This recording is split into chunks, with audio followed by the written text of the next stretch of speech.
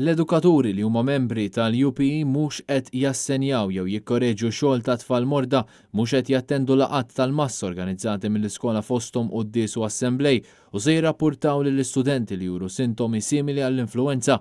Dawn it-tfal m'għandhomx jinżammu fil-klassi. Hekk intqal fi stqarrija maħruġa mill-Union tal-Edukaturi Professjonali, il-UPE qalet illi l-membri m'għandhomx jaċċettaw fil-klassi l-istudenti li jkunu ġew minn barra jew li ntbagħtu d-dar mill-iskola sakemm ma jkollhomx ċertifikat mediku validu li jiddikjarhom tajbin għall-iskola.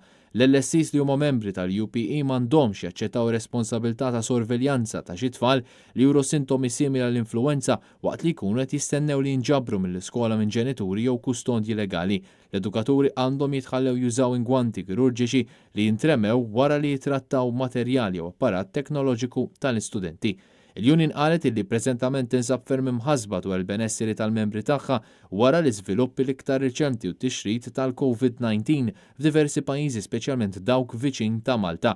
Il-UPE qed tistenna li l-Ministeru tal-Edukazzjoni jieħu azzjoni fil-pront u jaħdem għal prevenzjoni tat-tixrid tal-virus permezz tal-loti ta' hand sanitizers u sapun adekwat fil-kmamar tal-banju fl-iskejjel. Il-UPE tal-fema li l-awtoritajiet m'għandhomx iħallu lill-istudenti jintbagħtu l-iskola b'sintomi simili għall-influwenza.